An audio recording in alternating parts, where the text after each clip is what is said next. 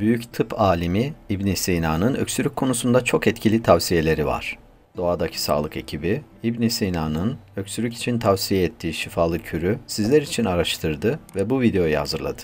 İyi seyirler ve lütfen sağ alt köşedeki kutucuğa tıklayıp kanalımıza abone olmayı unutmayınız.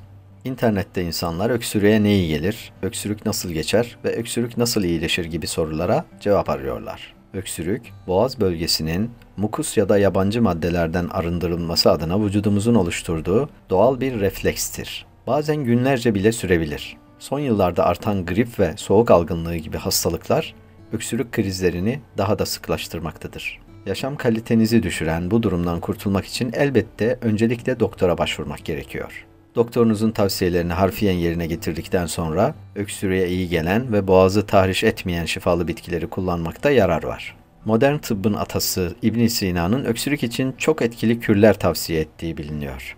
İbn Sina'nın tavsiye ettiği öksürük kürü ve hazırlanışı şöyle. Keten tohumu kavrulur, bal ile yoğrulur. Kavanozda kapalı bir ortamda bir müddet bekletilir. Bu karışımın özellikle öksürük başladığında tüketilmesi gerekiyor. Öksürükten önce de bu karışımdan sabahları bir çay kaşığı yutulabilir. İbn Sina'nın öksürük için tavsiye ettiği şifalı karışımı anlattık. Sizlerden son olarak kanalımıza abone olmanızı ve videomuzu beğendiyseniz sosyal medya hesaplarınızdan arkadaşlarınızla paylaşmanızı rica ediyoruz.